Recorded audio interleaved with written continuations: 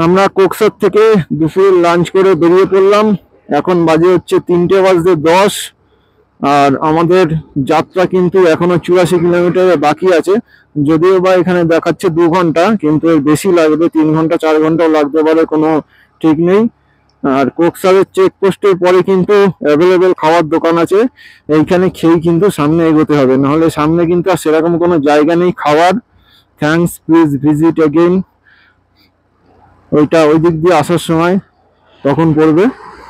তো এই হচ্ছে কোকসারের পরে ভিউ, পাহাড়, এখান দিয়ে আঁকা বাঁকা রাস্তা, এবার দিয়ে উঠে উঠে কিন্তু আমরা উপরে যাব। আর এখনো পর্যন্ত তো রোদ্দুর আছে, এরপরে রোদ্দুর চলে গেলে কিন্তু রাস্তার অবস্থা খারাপ হয়ে যাবে, স্লিপারি হয়ে যেতে পারে। তার জন্য আমাদের তাড়াতাড়ি কোকসার পৌঁছাতে হবে। তো একবার ভিউটা দেখে নাও এখানের।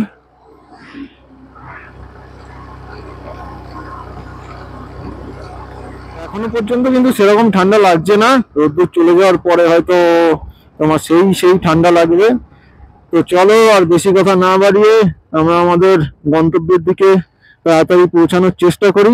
তারপর তোমাদের ওখানে গিয়ে টোটাল ডিটেলস দেবো, কোথায় দাঁড়ালাম, কোন হোটেলে স্টে নিলাম।